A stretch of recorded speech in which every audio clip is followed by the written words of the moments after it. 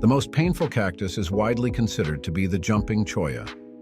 Known for its barbed spines, the jumping cholla segments easily detach upon contact, embedding themselves deeply into the skin.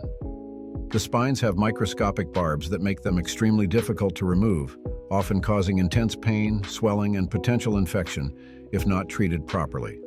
Another particularly painful cactus is the teddy bear cholla, which, like the jumping cholla, has densely packed spines that can cause severe pain and injury. The spines of these cacti are designed to latch onto anything that brushes against them, making them a formidable presence in their native desert environments.